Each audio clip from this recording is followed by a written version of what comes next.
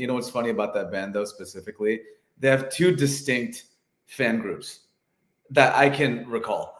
There's AFI? AFI. Yeah. Millennials that were born in like the late 80s, that their introduction to AFI was Sing the Sorrow, right? And that's what they know them as. And then people our age who knew AFI as being a punk band before that. Yeah, so that's crazy. Yeah, so I mean, they have a whole. There's a bunch of fans that like them for Sing the Sorrow specifically, and then from that point forward.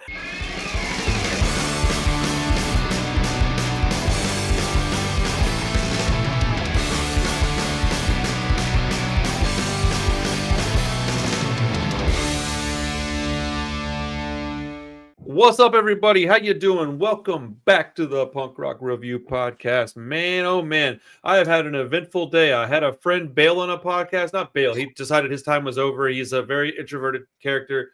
Hugh, if you're watching this, brother, I love you, man. I hope you're having a great time. We appreciate the time you did give to us on that other podcast.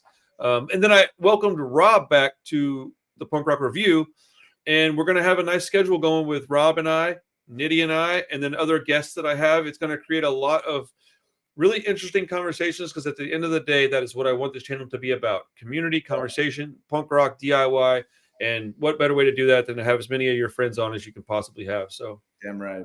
Welcome back, Rob. Yeah, dude, for real. This episode is going to be rad, bro. And I might even repeat this episode with Rob. Who knows? That is a very high likelihood because it's different people have different perspectives. We're talking about 30 years of AFI and 30 years of Pennywise. About time. Shout out Jim Lindbergh, dude. Was a guest on my show once, and that was a very high point in my career on this platform. I really, really appreciated his time. So I'm a big fan of Pennywise. So, you know, AFI, I'm a fan of their early material. Pennywise, there's not really much that they did that I don't like. Word. 95, that was a big year. I mean, oh yeah, this is gonna be a fun year doing this content. Yeah, 95, was the year a lot of these bands really like hit the scene, and the punk broke, man, and at least for guys our age, that were just getting into it. So well, 94 was like the genesis, and then 95 was like when you're like, okay, let's see what these dudes are really made of. Because you had like second albums and third albums coming out. Yeah. And then you had some new bands, but you had a lot of like sophomore and junior releases coming out. Green Day was the door opening. That's what we're doing on the other show. I told you we're doing No Use for a Name and Nimrod. Not Nimrod, Insomniac. Yeah. Sorry. Insomniac. So you and I will probably talk about that at some point. Oh, yeah. That came out, what, 97? 95. Insomniac, 95. Insomniac came out in 95. Nimrod came out in 97. 97. Yeah. So it was 94, 95, 97, and then I think it was 98 was Warning, or 99. And then I think 03 was American Idiot, maybe. I don't remember. Something like that. I'm not the biggest fan. I really enjoy the band quite a bit, but I'm not the fan that would know all the dates. We're going to start this off with some good old AFI, A Fire Inside My Bunghole. Okay, so AFI's what is it? It used to stand for asking for it back then. Is that really what it's for? To A Fire Inside during Shut Your Mouth and Open Your Eyes. When they kind of like shifted gears and went the whole like interesting. I did not know that. Different direction. Yeah, and if you look at their little CD spine for Shut Your Mouth and Open Your Eyes, it says A Fire Inside. Before that, it was asking for it because they were just more of a very, basic kind of melodic hardcore band. I like it, bro. I had no idea. Well, cool. Anyway, I'm gonna interrupt you. Well, Answer That and Stay Fashionable came out on July 4th, 1995. It is 15 songs and 28 minutes in length. Yeah, it's the debut album from AFI. It was released, like I said, in July 4th. But it was on Wingnut Records, but it was re-released in April 97 through Nitro Records, which I think is a pretty big deal. The album was recorded in Hayward, California at Art of Ears, the studio of Andy Ernst, in 95. The album was produced by AFI alongside Doug Sanglang, Tim Armstrong, and oddly enough, Brett Reed. It was recorded in only a week. The album originally included a hidden track. It was a cover of The Police's Man in a Suitcase, which is oddly enough absent on the re-released version of it. In its place is a cover of the Circus Tents Open Your Eyes, originally released with an alternate mix on the Fly in the Ointment EP in 1995. Good grief. Many audio samples are included on this album, such as a clip from Reservoir Dogs from 1992. Yeah. I know, right? Whose theatrical release poster is the cover art, is a parody on the cover artwork of this album. Excuse me. Good grief. I can't even talk. Also, last but not least, featured is a clip from the comic strip episode Bad News. What is it? Bad News Tour, from which the album derives its name, and National Lampoon's European Vacation from 1985. The tracks Two of a Kind and Your Random. Oh, how do I say that word? Your Friend of Mine. Okay. Oh, your Friend of Mine were later re-recorded for AFI's second album. Very proud of you. Excuse me for that long-winded blurb. I just wanted to read that out as I wrote it earlier. Yeah. Yeah, dude. So what is your experience with this album? Tell me about it. Well, this album is very special to me because I was 15 years old, and some friends of mine from my like high school went to go see The Offspring play. I don't even know what album they were touring for, but we wanted 95 was Smash. Was that Smash? Okay, cool. Yeah, it was Smash. And it was at the San Jose Event Center, right? But this was in 97. Osprey. Oh, okay. 97. It was in 97. This was 1997. It was L7, AFI, and The Offspring. Ooh, yeah. Nice. Crazy lineup. And I was just a kid. I remember I was straight edge, I didn't do drugs or anything back then. And I was just really excited. I was hyped, juiced on fucking seeing punk rock, had all the energy in the world. I fucking wrote EBHC on my head, like East Bay Hardcore. Like, like a fucking dork, whatever, That's I was awesome, bro. I love it. Hope you have a picture of that somewhere. I'm like on my forehead, like, wow. Okay, looking back, like, whatever, like, it's pretty lame, but I love it, dude. Hey, that's right there. You're a kid. That's great. I was a kid, you know what I mean? And AFI opened, man, and I never heard of them before, you know what I mean? And I think that was one of the bigger like first shows AFI did. They'd always been a pretty sizable East Bay band. Like, they were a staple playing the East. Like, they played with Rancid all the time. Oh, they were very good friends. Gilman. So they were like staples at Gilman in the East Bay, Oakland, Berkeley scene. Like, they played with all those bands. And but they were from like 3 hours away north of Berkeley. So it's like they would come down from like the suburbs in like Humboldt County, which is outside of the Bay Area where all this shit was happening, to play these shows. And anyways, I'm glad. I think that's when they got on Nitro. And Offspring was also on Nitro, which means that they probably got put on that way. But anyway, the point is, AFI played. I was like, this is fucking awesome. This is like exactly what I want. It's like melodic. It's fast. It has the energy. I went to their merch table later. I think I had $12 to buy an album, and I had to pick between Very Proud of You and Answer That and Stay Fashionable. And I went with Answer That and Stay Fashionable. That's awesome. That's amazing. I like to hear that kind of story. Yeah. I'm gonna make a whole video on this. So I'm not gonna go too deep into it, but do you know the story of Nitro Records? I don't. I know it's like a Southern California label. Well, it's owned by Offspring. The Vandals, right? No, well, maybe two people. It might be Offspring and the Vandals, but I know Dexter is, like, to my understanding, I've always heard that he was the owner of Nitro. So I don't know if the dude in the Vandals does or not, but I know that's how. This is where Offspring will get some cred from, is because they put on a lot of bands. You can say whatever you want about those guys.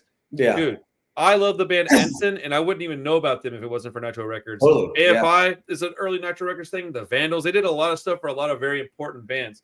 And I don't have it all off the top of my head right now, so I'll have to do, like I said, a video on it. It won't be a super long video or anything, but I do want to, shine some light on that, because there are a lot of albums I really love came out on Nitro. Definitely. One of them would be 30 Foot Fall out of Houston, has an album on Nitro Records. That's great. Oh, dude, I'm trying to get Butch on the show. So I think they played on Christmas, actually. They play on Christmas every year. Yeah. Okay. Yeah. So I have a kind of a similar story, but much later in life. I was hanging out with my friend Jason Friedman. Shout out Jason Friedman. If you guys know anything about Texas hardcore, you're going to know that name. He's a very, very, very prominent, influential, and important guitar player down here. He's also one of my best friends. I've got a photo. Did I send you that photo of me squatting down the other day with no? Yeah, you did, yeah. The Integrity guy. That's who I'm talking about. The guy in the Integrity hoodie. Hell yeah. So we were driving around in his van one night, and we were young dumb idiots. Okay, he was sober, but he might have been straight edge back then.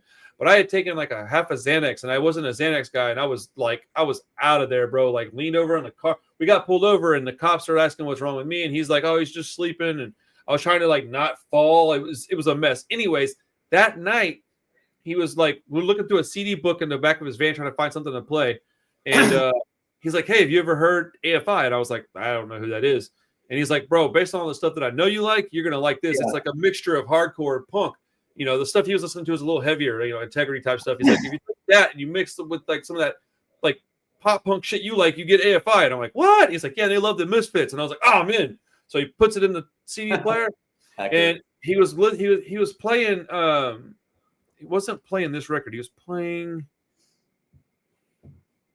Oh, did I say "Shut Your Mouth"? I meant "Answer That, Stay Fashionable." I'm gonna do that a lot in this episode. "Shut Your Mouth" is what he was playing that night.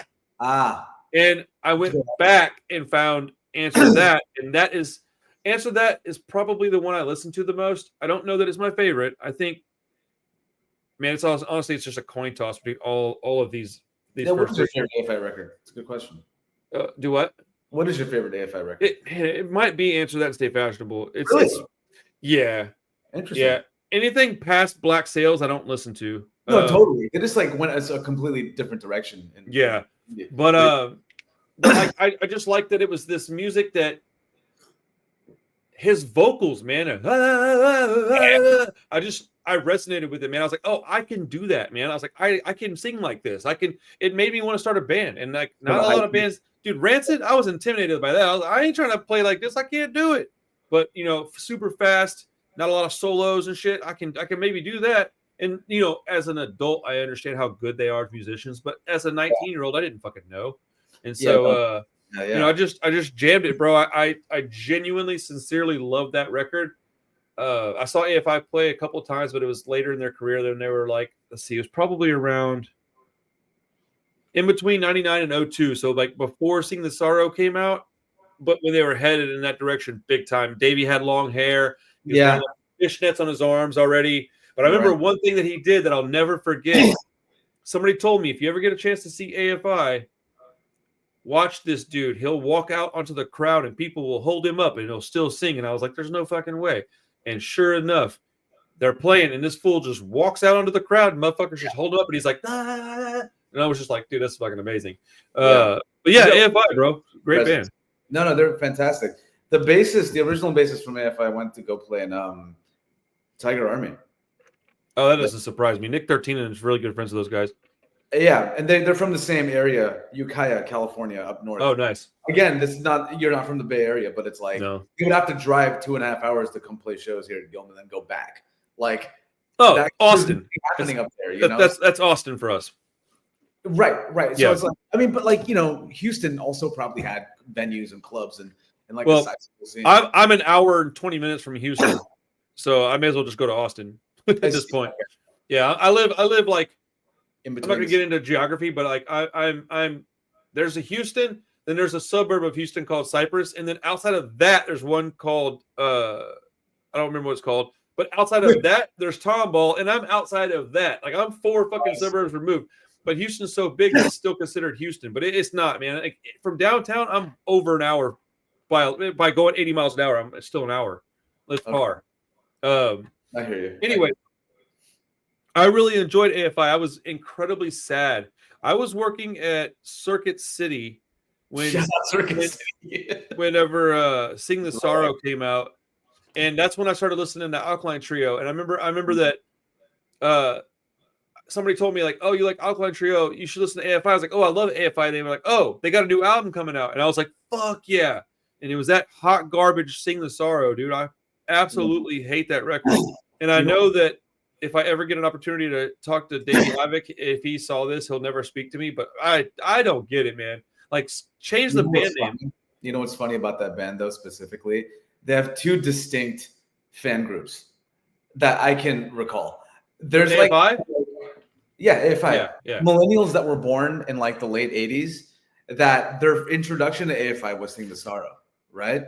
And that's what they know them as. And then people our age who knew AFI as being a punk band before that. Yeah, So that's crazy. yeah, so I mean, they have a whole. There's a bunch of fans that like them for Sing the Sorrow specifically, and then from that point forward, I know nothing about that record. Zero. I don't know anything that AFI's done after 1998. Black Well, Sunset was probably the last record I really listened to. The Art of Drowning is pretty good too.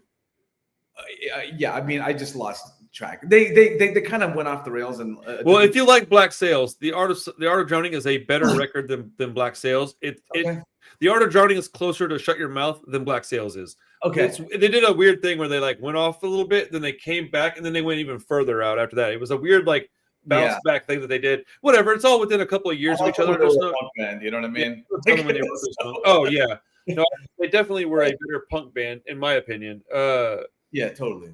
So have you seen them play live a lot? I respect them. I haven't. That was the only time I've seen AFI play. I had a lot of opportunities. I mean, I could have, but I grew up about 40 miles south of where they would play, and I don't have a car. So that'll look it up. For how am I going to get to these shows? You know what I mean? So you're kind of stranded in the burbs, back then, and there was no way for me to get out to these shows. Whenever I was young, probably around 2000, 99, 2000, we had a place called Fitzgerald's down here that was like our Gilman Street, essentially. It's where everybody cut their teeth. I used to, dude, do you have a mute button? Because you got to stop the coughing, man. It's killing me. It's so loud. My bad. It's all right. I wasn't gonna say anything, and then you kept doing it. I was like, oh man, it's gonna be really bad on a video. Whatever though. I don't have the time or desire to go through and edit it all out. I've done that before. It was a fucking mistake. Once you start doing it, you can't stop, and it's just like, oh god. And now oh god. So don't ever try to do that. It's a mistake. Just let the motherfucker cough if they need to. Turn your head. You ever been in jail? Anyways, sorry. So like we used to drive. I lived in the suburbs as well, and I remember when I finally got a friend that had a car. This motherfucker bought a pickup truck like an asshole. Well, you have friends, man. Buy a car. We need you to take us places. Like, why you got to get a truck? And so I remember driving into Houston with him in his truck, and we would always like basically fight each other for who got to ride in the cab. And we would drive. I can't believe we did this shit. We would ride in the fucking bed of his truck down I-10, like that's 75 crazy. Miles an hour. Fucking Mohawks flopping around and shit, like just like insane. And I remember one time there was a big fight at the club, and we ended up having to leave to get jet out and get home. Yeah. And I remember that we got in the back of his orange. It was an orange Dodge pickup truck, and we were in the bed, and it was raining, and we had to ride like a 40-minute drive in the rain, and dude, it was miserable, man. It was fucking miserable. Yeah. Yeah, dude, not a good time at all. Anyways, this is the kind of shit we would do to go to shows like that and go see bands like AFI. Right. Yeah. So back in those days, Gilman. No, I don't know. I think I might have a slight cold or. No, I said no. I'm coughing because I'm over here telling you not to try not to do it, and I'm like, which is a bummer because I go on tour tomorrow, so I need to be healthy. But do you really? That's right. Yeah. That's why we're doing this tonight. Yeah. So where are you going, and how long are you gonna be going? I'm going with the band called Invictus that I'm playing with. I'm the only male in the band, let's go. They're all OG vets. Like they're playing, But we're doing 6 days. So cool, man. That's awesome. Yeah. What kind of music is it? It's like mid-tempo hardcore punk. Nice. I want to hear that. Yeah. So with this record, AFI is one of those bands that you can put on an album and listen to the whole entire thing, man. It's only 15 tracks, or I say it's 15. I don't know why I said only. It's 15 tracks, and it's only 28 minutes. In my personal opinion, that's a major plus. I think that a sub 30-minute album should be every punk rock band's goal. 100%. Especially when you're making songs that are this fast. I like the production quality on this record quite a bit. I think it's even especially for the time, because you're talking like the late 90s. They didn't have all the shit we've got now. Yeah. And for the record to come out sounding this good from that era, I think is incredible. Andy Ernst, the guy that recorded them, did a lot of the punk bands around here at that time, actually. Andy Ernst, you said? And Andy Ernst. That was recorded at Art of Ears in Hayward. Oh yeah, I just read that shit off my write-up. Which is not far from where I live, actually. So in the Bay Area. When you come out here, I'll show you around. You know, dude, I have to come out and hang out with you at some point. Yep. Oh, he did Green Day stuff. Okay, he did Screech and Weasel, Green Day. Yeah. Excuse me, the Rancid EP from Lookout. He did 15. Wow. Yeah. That's what I'm trying to tell you. Like that guy. I mean, this was probably one of his early recordings, to be honest. Damn, he did Big Rig and he did Swinging Utters. Yeah. He did some stuff for Fat. Also, Ryan Green and Andy Ernst were the two guys for Fat that recorded most of them, the bands, respectively. Holy crap, this guy did a lot of good music. Yeah, totally. Man, this is the kind of guy that we need to do a video on, man. He deserves that. You know, it would be like, and I know you talk to a lot of people that are in bands, but it would be cool to talk to the engineers and the producers too. Oh, dude, make no mistake, I would if I could get some of them to talk to me. I have emailed about 3 and I've never heard back. Really? Yeah, they're probably just a little bit more into the, like, staying in their own zone. Like, you know, if you're good at that, you'd probably also be good at being in a band, but they chose to go that route instead. It's like maybe they don't want to be in the spotlight at all. Yeah. But yeah, if you're out there watching this and you do music production and you've done any kind of like significant work with a band I might know of, I'd love to talk, man. I'd love to talk about that kind of stuff. I don't have like a specific agenda other than bring interesting conversations to the platform. I'm not going, oh, you got to be in this particular. Nah, man, I don't care. That's how I get to know people. That's how I get to meet new bands too, man. As I get to talk to smaller bands, because I don't really have I don't know. It's just punk rock to me. But totally.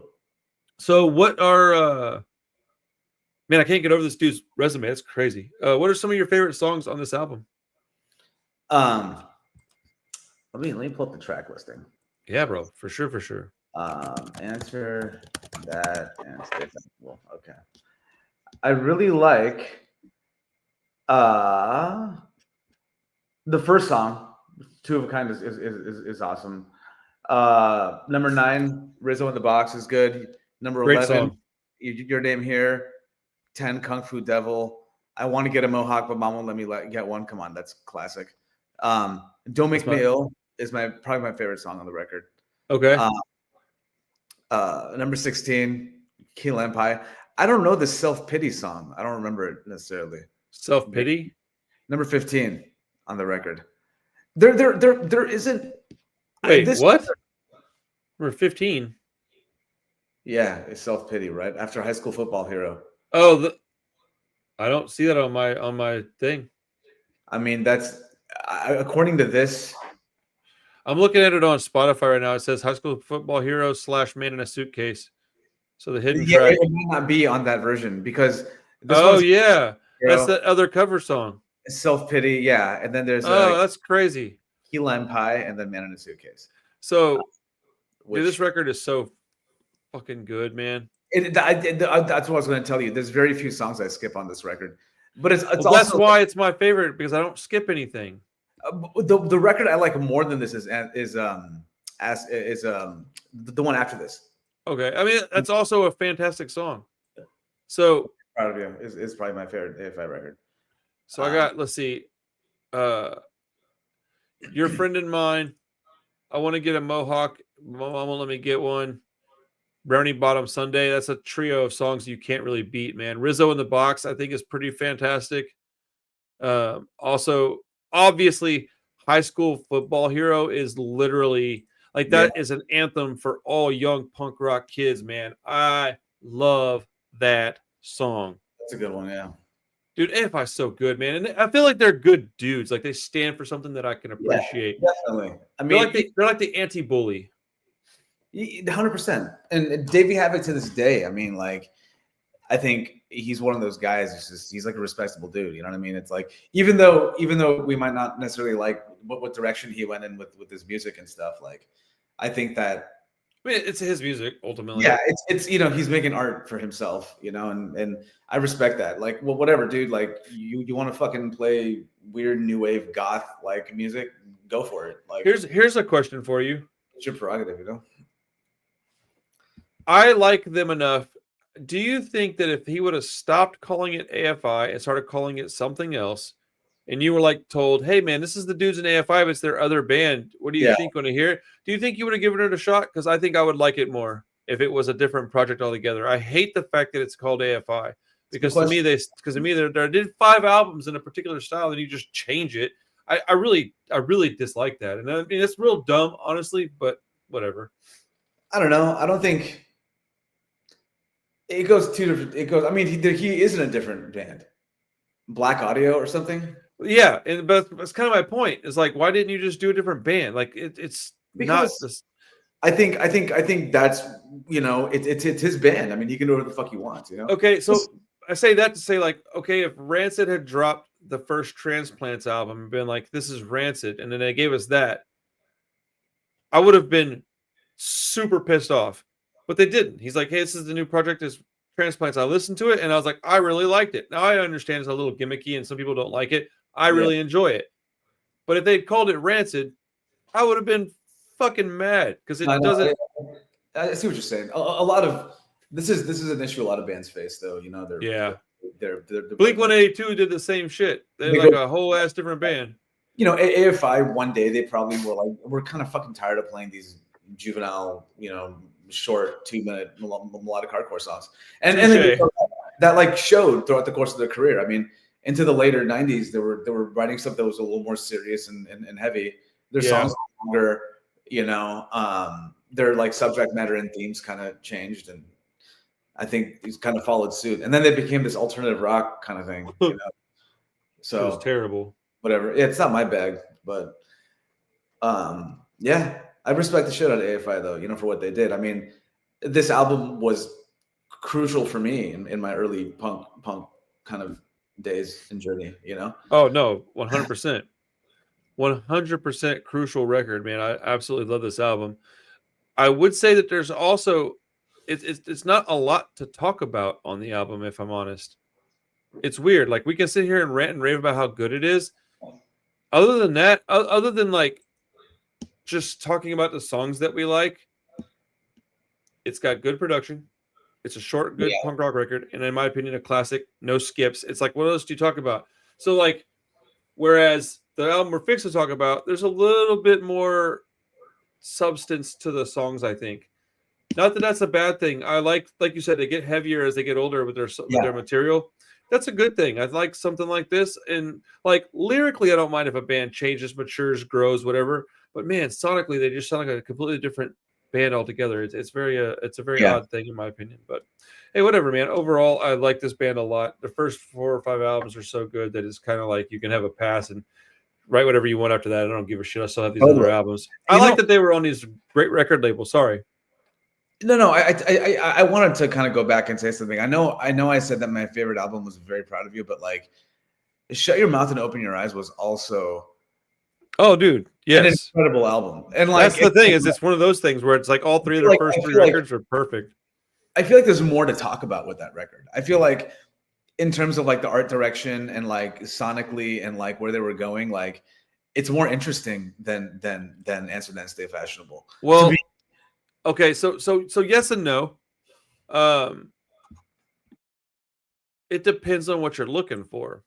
So I'm not gonna say you're wrong because I don't think you are, but I would say that somebody else might say, "No, I think this is a better record." Blah blah blah blah blah. Right? So like the songs on Answer That, in my opinion, are a little more memorable than the ones in Shut Your Mouth and Open Your Eyes. That's fair. I also really like the cover art. This is an example of, this is something we could talk about for a second. This is an example of seeing a record in the store and going, oh, these guys are like me. I can buy this and be pretty confident I'll enjoy it. Because the Quentin Tarantino thing, that's when I was at like my highest high on Quentin Tarantino. I watched Reservoir Dogs and then Pulp Fiction, and I just, I love this guy's movies.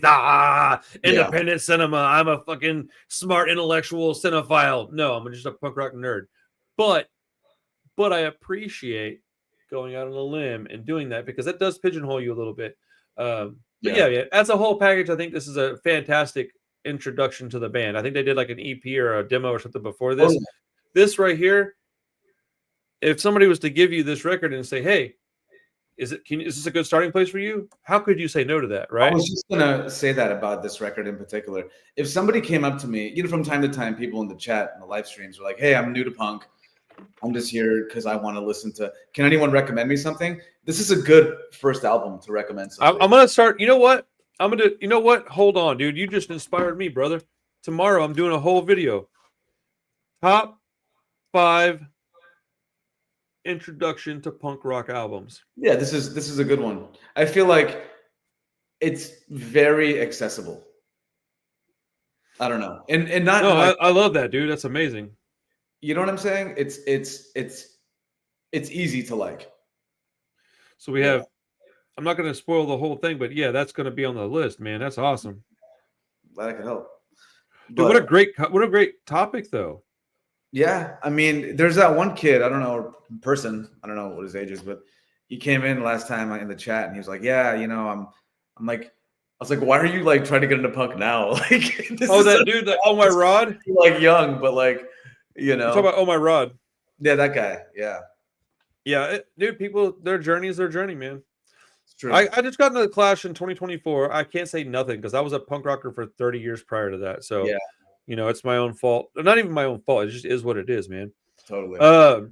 Cool, man. AFI, Answer That, Stay Fashionable. 30 years old. What a freaking great album, man. What a fantastic record. All right. Moving on. Let's see. 30 minutes and 40 seconds. Let's go. Yeah. All right.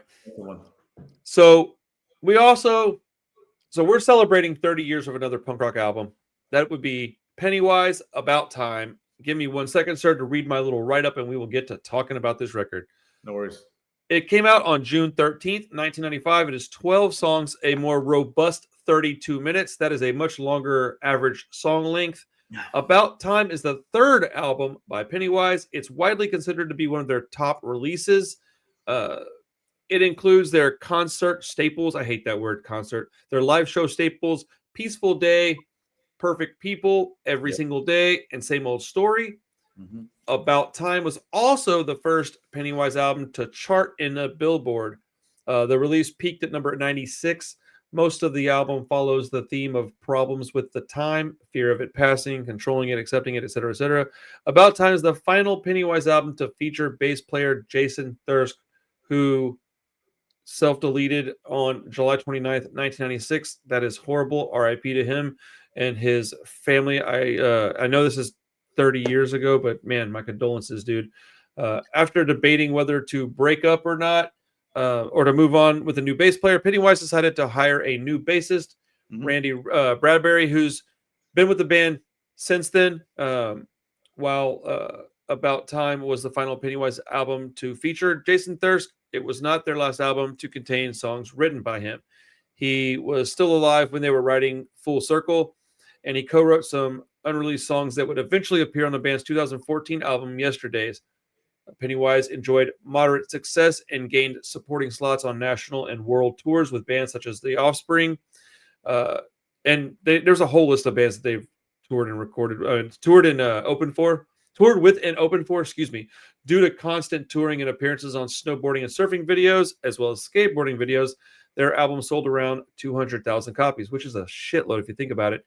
In the latter part of 1994, Pennywise began writing and recording their third album entitled About Time. They entered Total Access Recording in Redondo Beach that December and recorded their album over a 3-month period. When they were in the midst of recording it, Pennywise was courted by several major labels who approached the band following the unexpected multi-platinum breakthrough success of Green Day and The Offspring. Pennywise rejected the idea of signing to a major label, and they decided to stay with Epitaph. Let's hear it for Pennywise for being a couple of real ones, dude. Sorry for the long write-up. I'll try to get these read a little bit before we do this next time and be able to speak it a little bit better. My apologies. Good. It took him 3 months to record this record. Wow.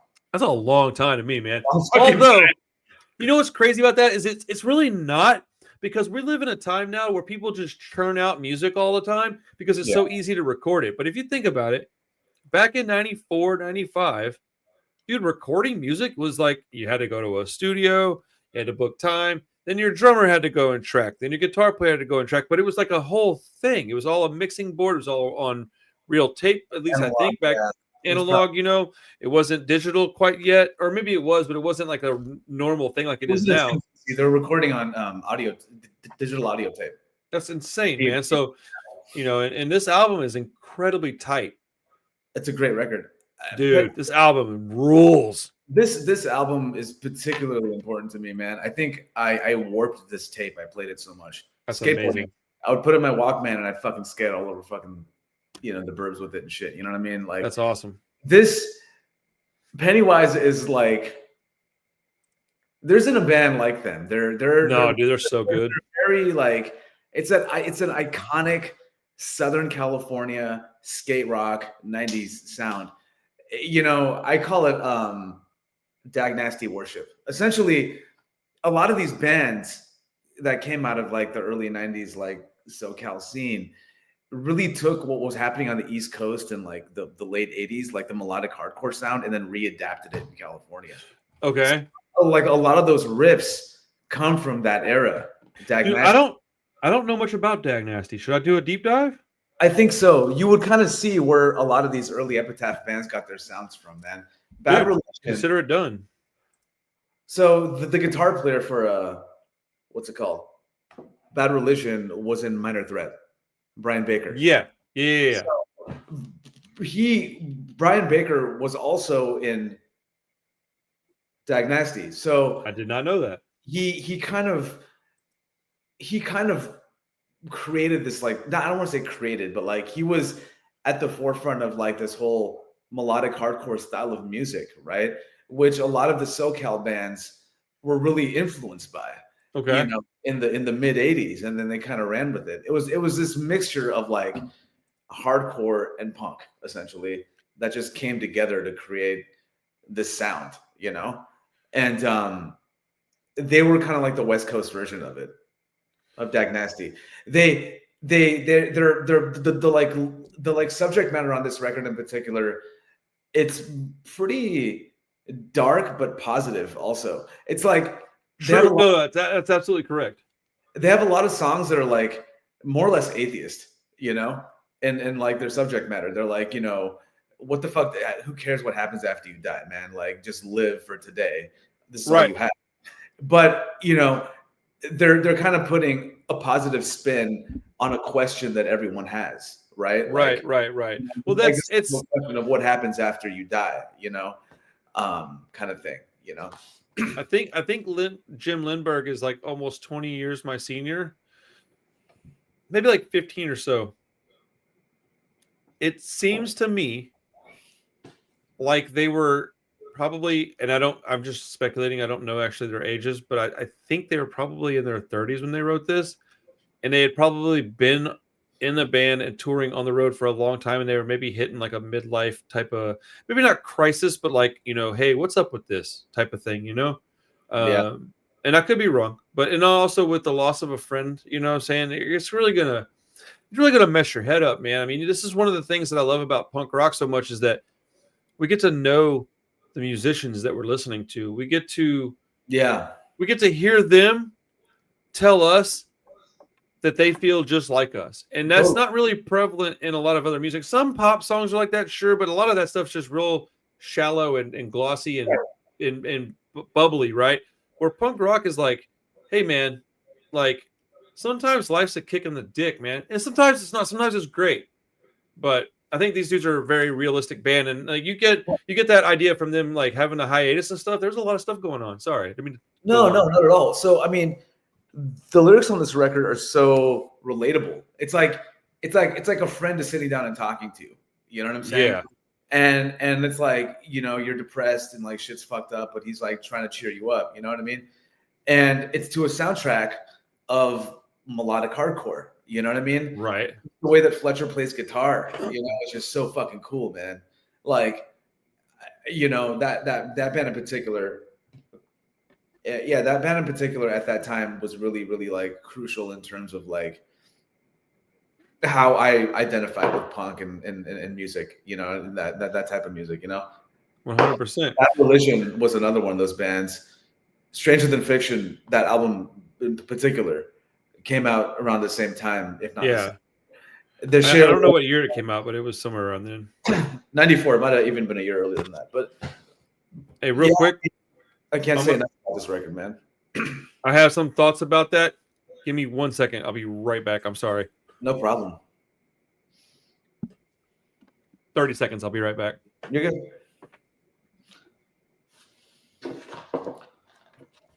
Don't sweat it.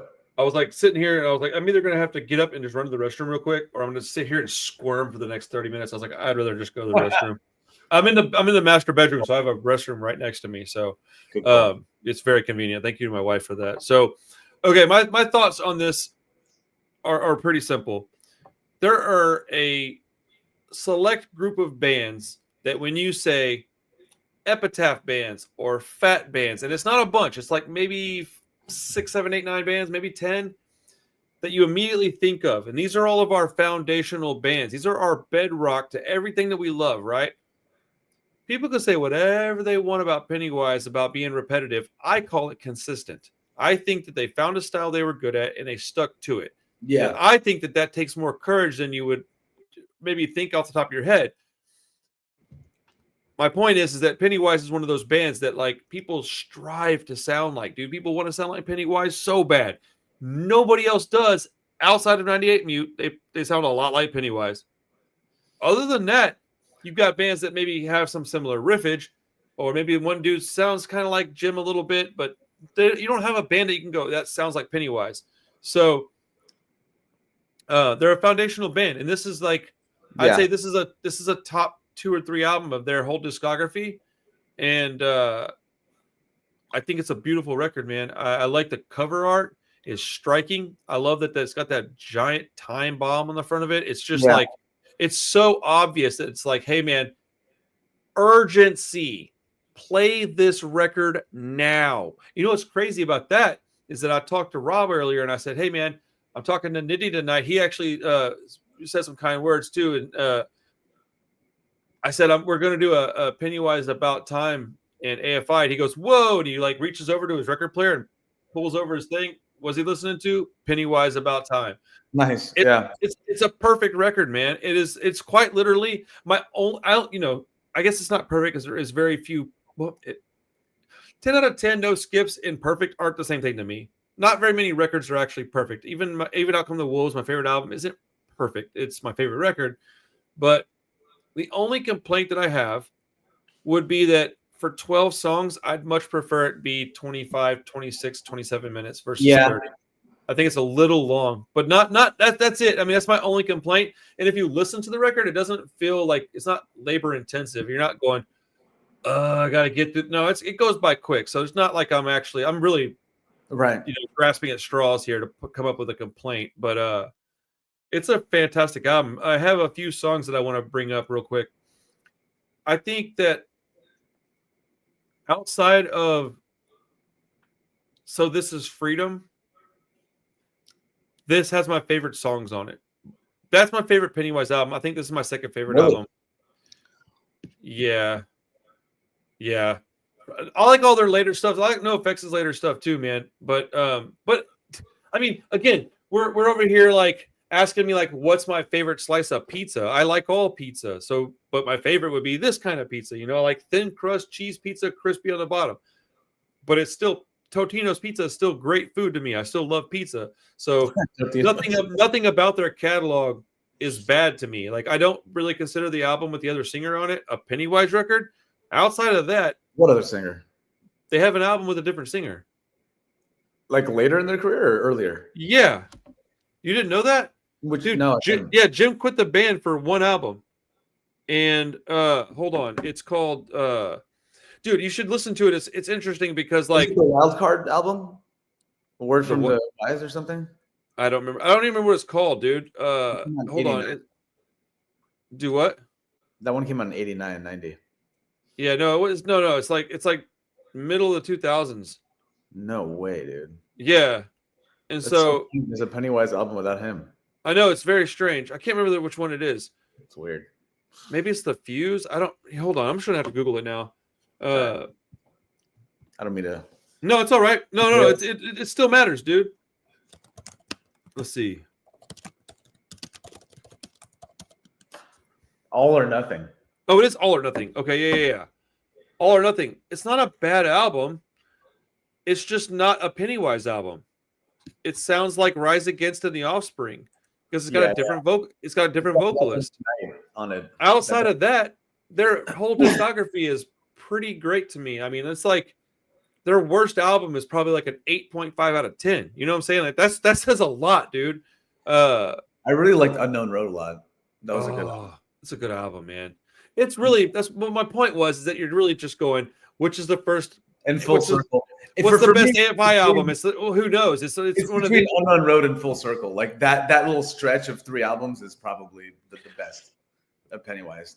If you listen to Land of the Free and then you listen to what's the fucking one right after that? It was Full Speed Ahead was pretty good too, right?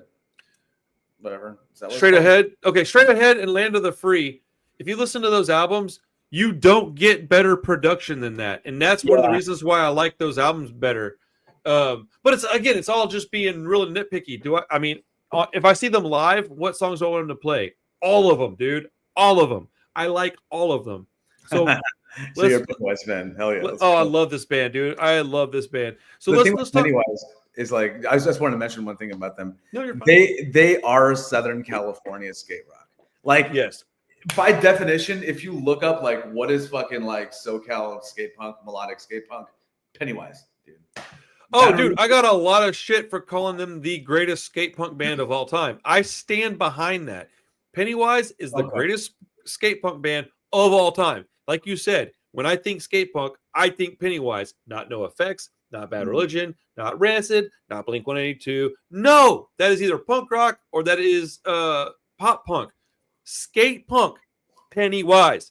I would say not no use for a name. Some dumbass was like Strung Out. I was like, Strung Out sucks. I don't like that band. I used to love them when I was a kid. I'm not a big fan of that band at all, dude. They don't. Sucks is a strong word. Okay, I'm being very gaslighty here, but I don't really care for their music. I tried. I don't like it. It's whatever. Do what? It's the vocalist, isn't it? Yeah, a little bit. So okay. Kind of cornballs. I get it. No, I'm not into it, man. The 4 songs that I like them best on About Time are Perfect People, which I think might be my second favorite Pennywise song of all time. That's a good one. Searching, Not Far Away, and Same Old Story. I could literally put those 4 songs on a tape and just repeat those 4 songs over and over and play the tape. I would probably play it all day. It would just never get old. I just love all those songs. Perfect People is so catchy, bro. At one point, I used to think that his vocals, because he changed his vocal styling a little bit after this. Do you know what I'm talking about? He had like a little that he did on this album that he didn't do on anything else. Yeah. The first couple records, he did that a lot. Yeah, so that's one of the things I like about this album. My favorite songs are Every Single Day. Good song. Peaceful Day, Perfect People, Waste of Time, and probably Same Old Story. Yeah, man. Yeah, dude. I mean, we got 2 of the same favorite ones, dude. Those are. The best part is though is that like I can't even say that you're wrong about none of that because those are all great songs. Yeah, album's a banger front to back, dude. Like it's yes, like, it is. It absolutely is. It's like a no skipper for me, dude. No, dude. No, this album is like a 9.9 out of 10. Yeah. If they had a few more guitar solos and if they shortened it just a tiny bit, it would be perfect. But I like guitar solos. I like lead guitar a lot. I just love the way it sounds. I like rock and roll. Wrist, though, man. That guy could fucking play. Oh, dude, no. I wasn't talking any shit, dude. 9.9. If that's not good enough for them, that would surprise me. You think it was a 10, Randy? Dude, Jim emails me like, "What a dick." No. I don't think he. No, dude. I actually reached out to Jim. I hope he hits me back. I would love for him to talk about this record particularly. That's what I want to hear about, like the story behind it, man, because it's a very important album to me, man. I love this album. I really love it, dude. I can't wait to talk about all the hit stuff that was come out in 2000, but like the mid 90s, that's my favorite shit, dude. Rancid and Out Come the Wolves. About Time. Are you kidding me, bro? Did you like a Full Circle? The one yeah, dude. Dude, I like all of their albums outside of the one with that. I like their later material a lot, I say later, they're middle of their career stuff. I like when you start hitting up like Straight Ahead. And the reason is though is because that came out in '99. Then you have Land of the Free in like '01, I think. This is when I was becoming a man. And so From the Ashes is like a super underrated album. And so those albums came out when I was like, 17, 18, 19, 20. And that's when I was like getting my first jobs or my first real jobs, buying my own albums. So I didn't have a lot of money. So if I bought a record, I lived with that record, man.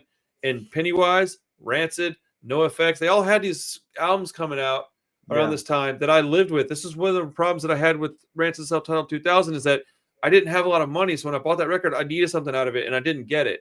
Whatever. I'm not trying to go on a tangent about it, but like I didn't have money to go back and go, well, I don't really care for this right now. Let me go get something else. No, I was stuck with that album for 2-3 months.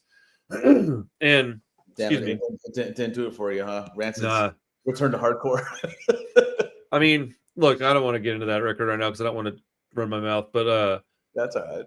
Mainly because I love that band so much, dude. Like they're so important to me. Like I would love to talk to Lars and Tim about that record just so I can get a better understanding of it. I'm open to the fact that there are things about it that I don't know, and so that my opinion can and likely will change if I ever get to talk to them about that. Because outside of that, they've got like a perfect track record. There's nothing else that I have even anything to say negative about them outside of that one record. And even then, there's a few songs on it I like, and there's a bunch of B-sides I like. Album came out in '95 that was really important to me. Which one? Everything. Dear Sucks. You. Oh, okay. Oh, okay. Yeah. That's a '95 album, huh? Dear You. I fucking love Dear You, but that's. I really thought that's what you were gonna say. I love that fucking album, dude. I'm a big Jawbreaker fan. Yeah, but it's not really my jam. Oh, they're fucking great. But I don't dislike them. I'm not a big fan either. Everything Sucks was so good, dude. Descendants, come on, man. You know that I just became a Descendants fan like maybe 8, 9, 10 months ago. Oh, really? Yeah. So it's interesting because I don't want to go into the story like long form because I've told it before, but I used to just not get it. Like when I heard their music, the lyrics were dumb. I just didn't get it. Right. And then I was going to go see Circle Jerks and the Adolescents play with Descendants. And I thought, well, if I'm going to go see this band play, I'm not a fucking poser, meaning that I'm not going to go and see a band play that I don't like and then talk about it later. So I need to do some research, listen to some of their music, and at least go in good faith and have a good time. And I thought, if I see them play live, maybe it'll change my mind a little bit. Before I even got to that point, do what? They're such a good live band. They're incredible. Well, so yes, but before I even got to that point, I watched a documentary, and I don't remember what it was called, but it focused on Milo when he was kind of young. And he reminded me of my oldest that was in here a few minutes ago so much that it affected me emotionally. And I was like, oh shit. And I just immediately understood all this stuff that I thought was stupid. I understood it wasn't stupid. It was his personality shining through these songs. And he's just a little quirky. And I was like, oh, he's like my kiddo. Except he's a grown ass man now, very intelligent. Well, it just unlocked something that I just didn't understand. Totally, so when I saw them play live, it was like a weird, like spiritual thing for me. I was like, I'm so glad that I did that before I got here, because I also filmed it and I enjoyed it. And then I got a photo with him and I thought, man, this is the universe going, hey, you need to pay more attention to this band. And so shout out to the Descendants and that band, that album being a really good one. I mean, I also, that's an album that I picked up when I was in like 7th grade too, right? I mean, that was on Epitaph. Well, I find it incredibly important to be able to talk about how, I didn't like this band until I was a middle-aged man, and then I watched the thing, and dude, it's okay, man. You don't have to like everything that we like. You don't have to. You can like whatever you like, and it's okay. Like, and also, if you don't like something that everybody else thinks is awesome, who cares? Totally. And I just want like the younger people that watch this channel to understand that, because, dude, no matter what community you're a part of, punk rock is very welcoming. It's very intimidating too, and so. I want kids to understand that I can talk like an old grumpy shit sometimes, but bro, just be you, do you, and as long as you're being cool to everybody, it shouldn't matter. And that's another message that's all over that album, Pennywise, that we're talking about time. It's all over that album, man. Do you, enjoy your time, be in the moment. That song, Perfect People, bro, are you kidding me? That's exactly what that song's about. That's right. Don't worry about that plastic bullshit, man. Don't compare yourself to anybody else. Yeah, man. Go outside, skateboard, go start graffiti, and don't fuck anybody's property up if you can avoid it. But like, go out, hit up some like abandoned buildings, or go start drawing. Go get a camera that's a piece of shit camera and start taking photos. Like what that album taught me was that go out there your shoes. Oh, sorry. Go out there and fucking do it. Whatever you're gonna fucking do it. You got today. You're not gonna be young forever, man. Just fucking go. I mean, you and I are 42. How many times do you think like, dude, that was fast? Don't remind me. You know what I'm saying, though? It's funny up here, like I'm 21, right? Dude, I feel like a kid still, man. This fucking body is not. You know what I mean? Oh, I go to a show and people see me film these live sets, right? And they go, "Oh, the camera's kind of shaking." I'm like, dude, go get a harness thing, put the fucking camera on it, hold it up for 45 minutes and don't move, and tell me how easy that is. And then get bumped into and ran into, and I love this stuff, man, but it is very, very taxing on my body. All right, man. So Pennywise, About Time, dude. Amazing album. I love it. I love Pennywise. I love dude, it makes me want to go to California and be like, see some of the stuff they're talking about. See the I've never really been around the ocean that was pretty. I've always been in Houston's got Galveston. That's disgusting. The place is gross, man. One of these days I'd like to go to Cali and like see something like that. I'm gonna be in LA for like 5 days in a few months, dude. Like you'll be by the ocean, you'll be by the water and shit, Yeah, I'm gonna try to do something cool, man. I want to go hang out with people and film the city and like I'm gonna go hit some record stores and just like go be a California fucking dude for a couple of days. Like I'm pretty excited. Pennywise, good talk. Good shit. AFI is such a good band, bro. I love their old records so much, dude. I'm gonna go back and listen to some AFI maybe next couple of days. I think I want to listen to some like middle career Pennywise again. I want to go listen to the Fuse, not the Fuse, From the Ashes. That album is awesome. Middle career Pennywise. Yeah, I like middle career No Effects too. Like everything, Pump Up the Volume and Later. Oh, it's perfect. I can't do it, man. No, I can't do it, dude. Bro, we're not friends anymore. I feel like No Effects just should have stopped a long time ago. But that's just me though. I mean, I respect them. I brought it up, dude. I don't give a shit. It's not offending me at all. I don't care. I mean, I feel like they're one of those bands that they just could have been done in like 2003, Like I mean, I would have missed out on like 3 or 4 albums that I really truly love right now, but whatever though. I don't care. It's their life if they wanted to quit. But like they're lifers, man. They're not gonna quit. It's funny. I got Heavy Petting Zoo back in the day when I hate that record. I like that song "Freedom Like a Shopping Cart." That's a good song. It actually is a good song, but that album as a whole is pretty terrible. I don't know. I was like, "Fuck, this album sucks." No, it's not good. Because I wanted Punk and Drublick, I wanted a record that was just a fast fucking banger of a record back to back, Punk and Drublick's okay. It's not my favorite album by them, but yeah, dude. Being is good. Ribbed. What? Ribbed is my favorite. That was pre El Jefe. That's before he joined, I think. Right. Okay, let's see. Let's see. No, it wasn't. I think he just joined the band. Check this out. Okay. Let's figure out what we're gonna do next time. When are you coming back? Do we have to do a 2-week hiatus so you can go on tour?